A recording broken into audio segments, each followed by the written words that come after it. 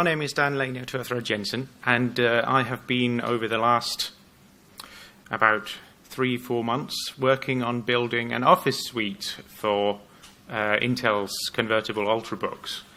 Hence the name 2-in-1 office suite. It's a slightly odd concept of a device where you have something which is both a tablet and a laptop in the same device. It all started back in some time ago when Always Innovating created the first detachable device, which was a tablet with a keyboard that you could plug into it, basically. But one thing that's always been an issue with these devices has been coming up with applications which really made sense on these things. Because, yes, with a game, it's reasonably straightforward to come up with something where if you have a keyboard and a mouse, there you can easily imagine that if you're playing the game with a keyboard and a mouse, if you then switch your device into a touch-only mode, you remove the keyboard and mouse somehow, and you just sit with a touch screen. You can then show those by now fairly well-established touch controls for games, so a D-pad and a couple of triggers and stuff on your device. It's reasonably straightforward to do for a game, but for normal sort of productivity applications, the story is very different. So Intel came to us and they had this idea that they would like a painting application which worked in this way, and we created something called Krita Gemini, which is based on the pre-existing Krita digital painting application, and we then created a separate user interface for that, optimized for touch, and which would then switch between these two user interfaces without, the way that that other companies have been forcing people to do it by quitting the application you were currently using and then opening it up in something else. Microsoft and Adobe and everyone, they've basically all been doing this. And so we created Krita Gemini to deal with that. And then about 3-4 months ago, Intel came to us and asked us to do something similar for other bits of the Calligra Office Suite, in particular the presentation and the word processing bits. And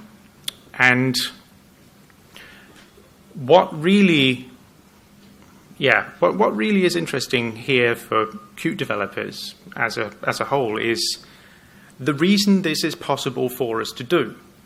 One of those really nice things that Qt forces you pretty much to do is a strict separation between, really what was discussed in the lightning talk previous. A very strict separation between your business logic and your views. You can still sort of pollute the two with information from the other, but in reality, it's reasonably difficult to force those two bits to contain stuff from the other without it becoming unpleasant to work with in general.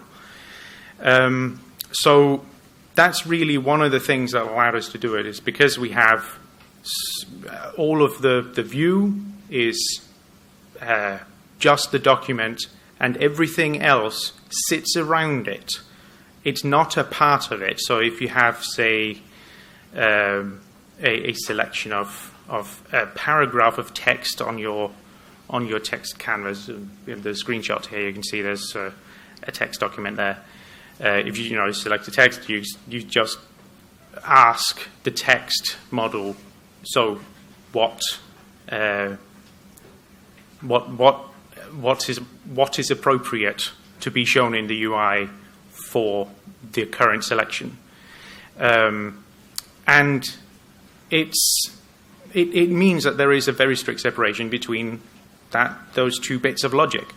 So we don't have presentation in that, which means that we can then just as well pull that information out for a Qt Quick user interface as well as it is for. It was originally built as to be used with Qt widgets, but there was nothing in there to really stop us. There was a couple of details, but it didn't take long to get that fixed. And of course, one of those delightful things that Qt makes easy to do is using OpenGL. It's not so important for Calligra Gemini, for the word processor and for the presentation tools, but for the rather graphics-heavy painting program, yeah, we couldn't have done it without Qt OpenGL, to be honest. And yes, I've mentioned QObject there because it is just nice.